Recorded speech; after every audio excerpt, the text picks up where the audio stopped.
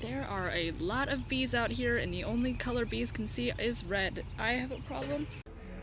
Oh, no, not the bees! Not the bees! Ah! Open my eyes! My eyes! Ah! Ah!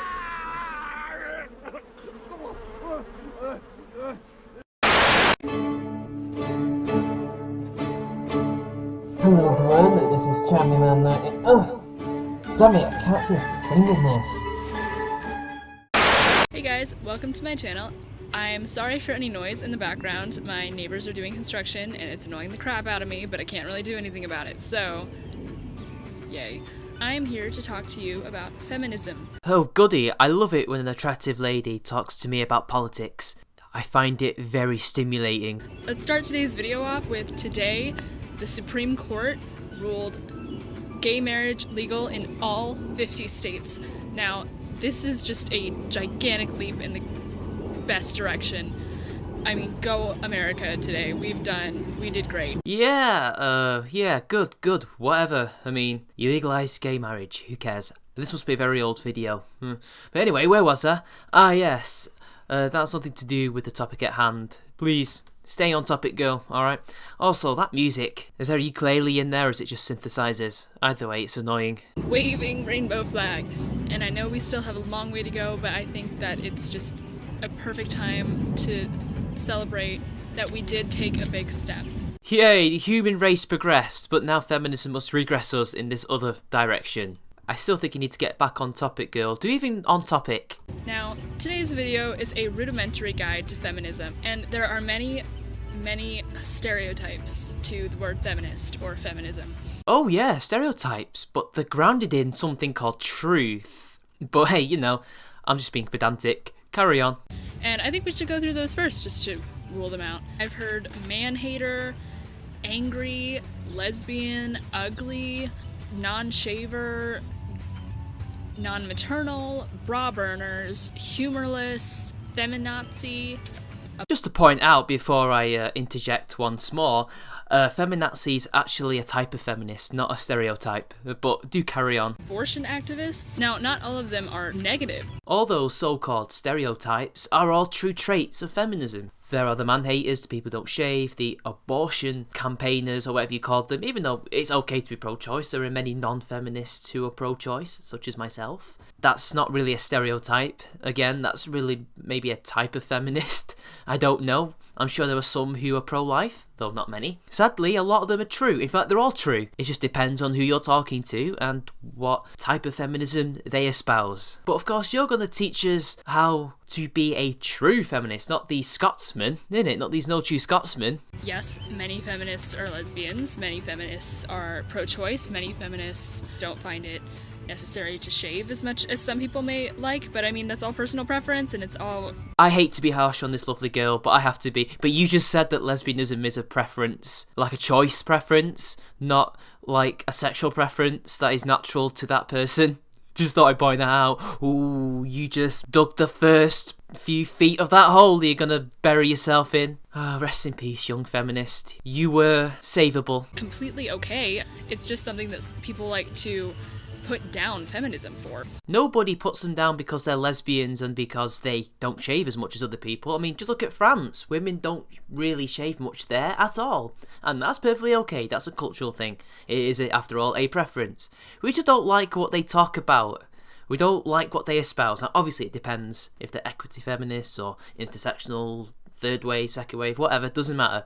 All depends on what they're saying, and if we don't like what they're saying, well, we beat them down, and that's not because of what they look like or what they find attractive, it's all their ideas at the end of the day. I think the distinction needs to be made, and if people do that, they're cunts. But I mean, since we've gotten past all the stereotypes, I think we should actually ask the question, what is feminism? We're going to the simplest definition of feminism, which is the dictionary. Oh, really? You're gonna go through all this? You just said that we're gonna go through all the stereotypes. Now we've gone through all the stereotypes, let's go to another stereotype, using the dictionary definition to find out what feminism is.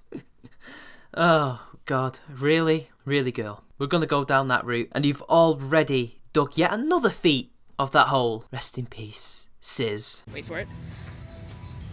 Well, at least she did it in a very original way that is very appealing on the eyes. What can I say, people? Feminism is the advocacy of women's rights on the grounds of political, social, and economic equality to men. Which you already have, but sadly, judging on the actions of most feminists, it suggests otherwise. But goddamn, thank you for that. Thank you for doing it in such an original way. I had to laugh before I recorded this bit. That was just amazing. It was pleasing on the eye, but then I realised the funny side of it, and I had a laughing fit for a couple of seconds. That is the legit dictionary definition. If only they legitimately followed this legit definition of feminism, the world might be a better place, even though I actually would question the legitimacy of this dictionary definition because it just seems to be somewhat untruthful and somewhat very biased. Because last time I checked, the first wave feminists were not really about economic equality. At least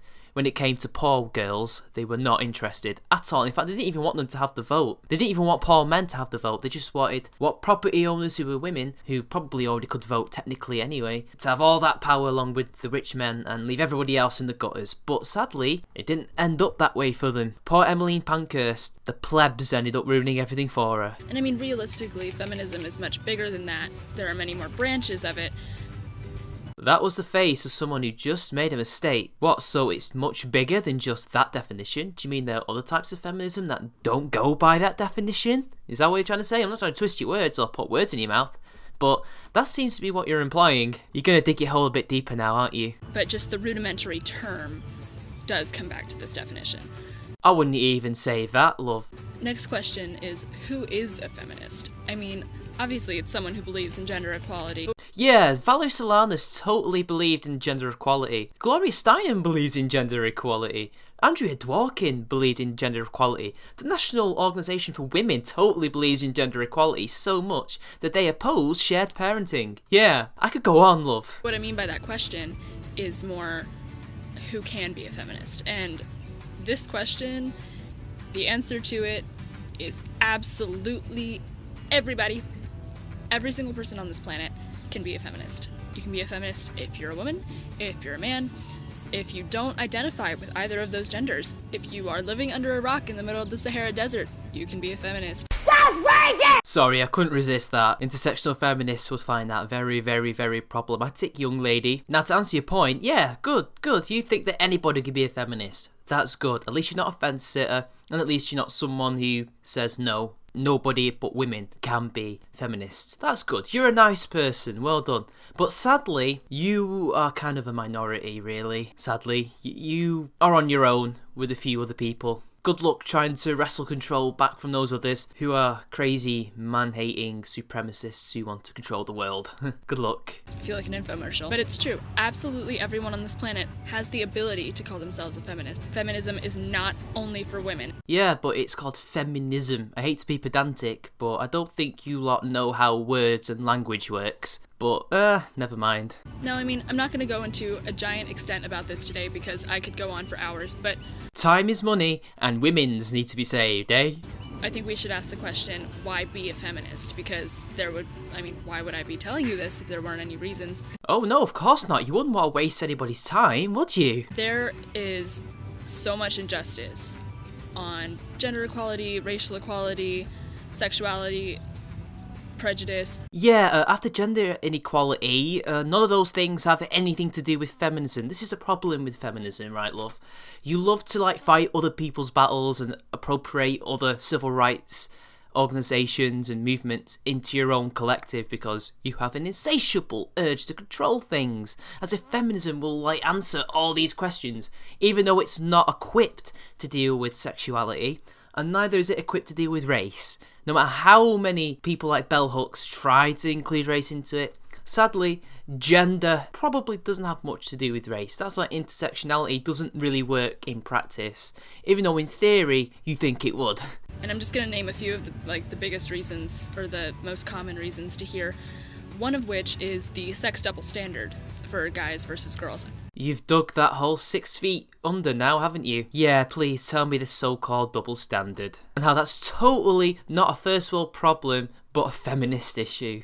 Especially in the young generation. Guys who have sex are studs, but girls who they have sex with are sluts. No, that's not how it works. If you have sex with loads of people without any protection, no care in the world for yourself or anybody, or hell, just only caring about yourself, you're a slut. Or in Britain, we call men who are like that manslags. I don't know what they call them in America, but a stud is not that. You make it seem as if a guy has sex one time and he becomes like an amazing person. No, girl does.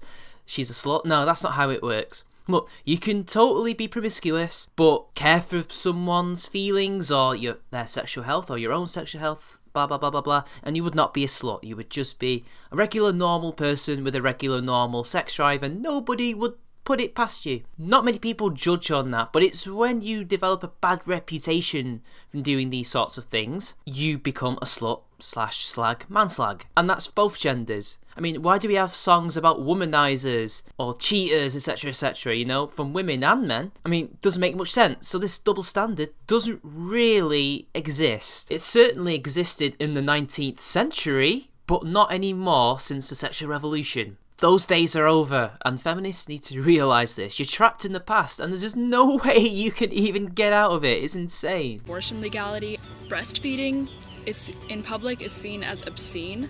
Well, currently abortion is legal in the UK and America. Just because there are loud voices who are against it, it doesn't mean it's going to be made illegal again anytime soon. Now, if you go to Ireland, or Northern Ireland as well, which for some reason has a completely different law to the rest of the UK, yeah, that is an issue there and that needs to be addressed. But in our countries, no, not really. All we can do now is just debate. Oh, that's all we can do, just debate about the moral side of it and whether or not men have a say in abortions as well. That's another thing. And about breastfeeding, well, it's a cultural thing, isn't it? Depends where you are in the world. There are some cultures who are for it, some who are against it. At the end of the day, it's all about, it usually depends on what culture considers what thing to be too much skin. You know, there are some cultures where you can totally go around with your breasts out and feed your kids. No problem at all. There are some who are a bit more, I don't know, the word is puritanical, who prefer people to cover up, and that's not really much of a problem at the end of the day, is it? Why is this such an issue? Why is this such a problem? You can go and do it in the toilet or something. You can do it in the changing rooms.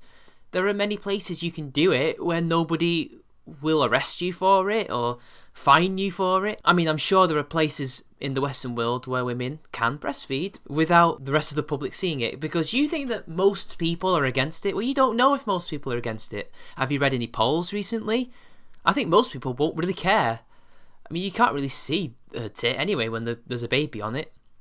And besides, it only takes 3 seconds and it's gone. I know what you're going to say, men can show their tits. Yeah, but men cover up too, and we can't show our cocks. If you can show your tits, we must be able to show our cocks.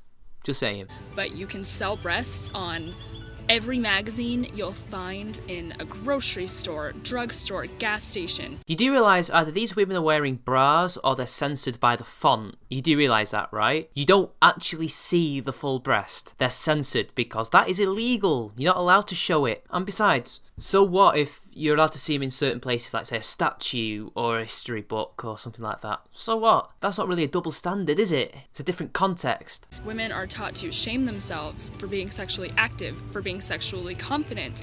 Women are not shamed to be sexually confident. No, they're not. Citation needed on that. Come on.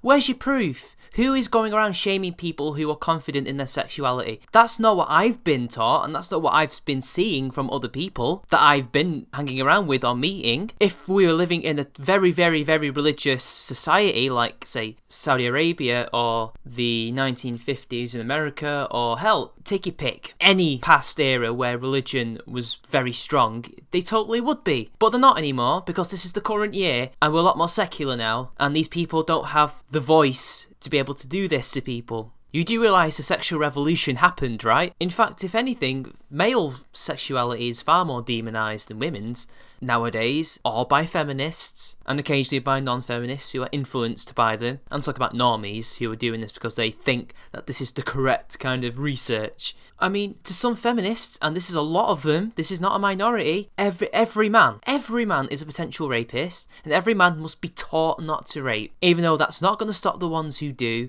and the ones who are being taught this already know that it's wrong. Consent can be taught, sure. or at least how consent should be asked for and how it's given, etc, etc. But apart from that, why should male sexuality be demonised because of a minority of men? Well, a minority of women are being totally ignored. They can rape whoever they want and people will let them off because either the young boys or young girls ask for it, or we just don't talk about those lesbians who are getting sexually assaulted by their partners or other women at parties, because you know that's problematic. For being what society calls promiscuous. Girls Again, it's how they are promiscuous, not that they are promiscuous. are taught to be nice and submissive lest they appear to be a bitch. Again, citation needed. You're talking out of your ass. Women are not taught to be submissive unless they look like a bitch. All people are taught to be nice because nobody wants to be a horrible person to other people. It's the golden rule, isn't it? But hey, whatever.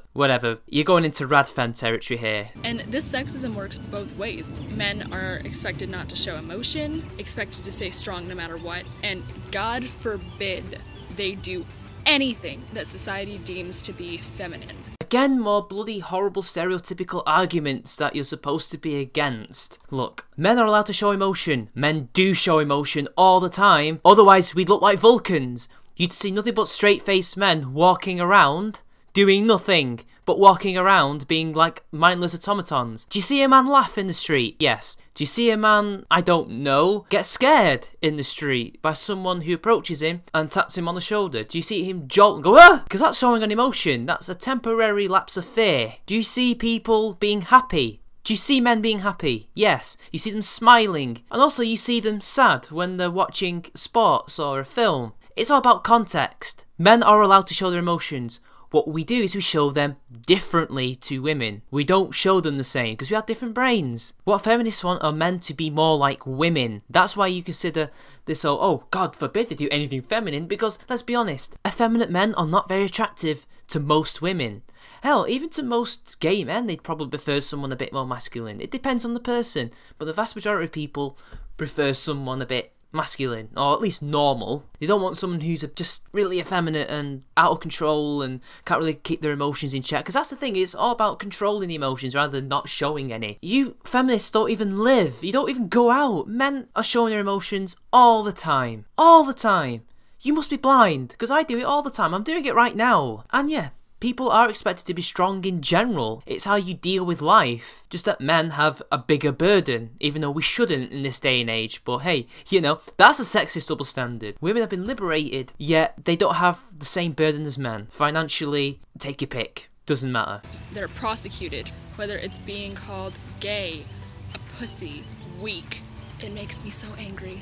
Nobody's prosecuted for this. Nobody is not allowed to be anything like this. Sure, young kids will bully the weaker kids, but that's how it works in both genders. Sure, it's not desirable to see someone who is out of control, who is an emotional wreck, someone who can't control themselves. Nobody really wants that in general, do they? Because it's somebody who can't be really trusted with a lot of responsibility. But nobody's against gay men unless they're homophobic bigots. Like straight men, most of us, 90% of us, have no problem with gay men. We see them as our brothers, really. Some of us do have brothers who are gay. We have no problem with them. Only bigots do. And some of those bigots are women, whether you like it or not. There is no problem with being gay. The problem is to do with other shit. That is, at the moment, since I'm running out of time, too much to get into. Just look at the ancient works where you see these big manly warriors crying over the loss of anything, be it an animal that they love dearest to comrades, etc, etc. It's perfectly acceptable for a man to cry. It's perfectly acceptable for a man to show emotions, to express problems. We just do it differently. We have different contexts for it. We have different reasons for doing it. But there's no problem here. But I guess you could say there is a problem when it comes to expressing our political problems and our sociological problems, because a certain ideology doesn't want the world to hear them. I wonder who that is. Feminism. To be honest, you've not even told us how to be a feminist. You've just told us what they all are, etc, etc. But whatever. Do carry on, Ginger, the friendly feminist. 1. stand up for people.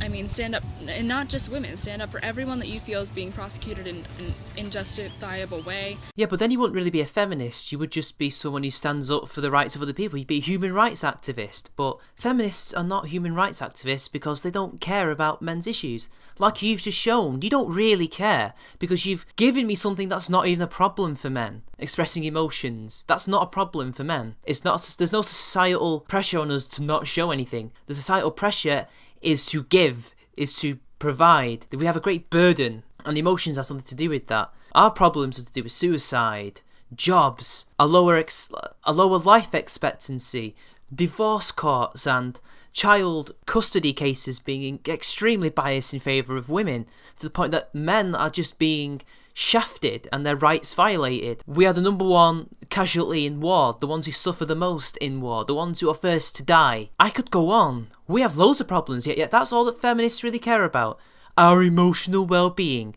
And then you smack us down for when we are at least a little bit emotional, because then that's toxic masculinity, isn't it? Oh, you're too angry, you're too aggressive. I know that kind of went slightly, maybe a little bit off topic, but do you not see what I'm trying to get at? You don't advocate for everyone. Most of you don't. You only advocate for yourselves and for women, or at least rich women. That's all you really care about. To learn everything you can about what's happening around you, about feminism itself. There's always something happening that is worth hearing. Very noble, but you yourself show a frightening lack of understanding about a lot of these issues. But you know what?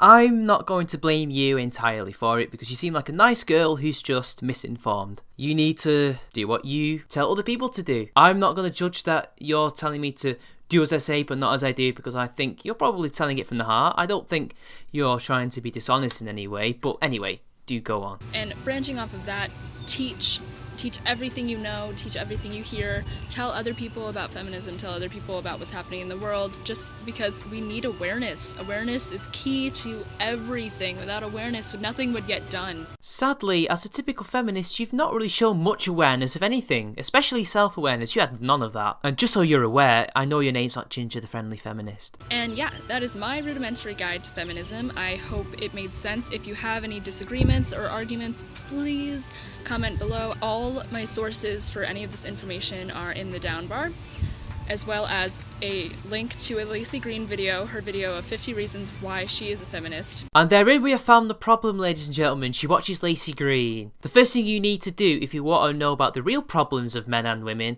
don't listen to Lacey Green, read a book, look at the Pew Research statistics or any other number of research statistics. Watch the news, but watch it critically.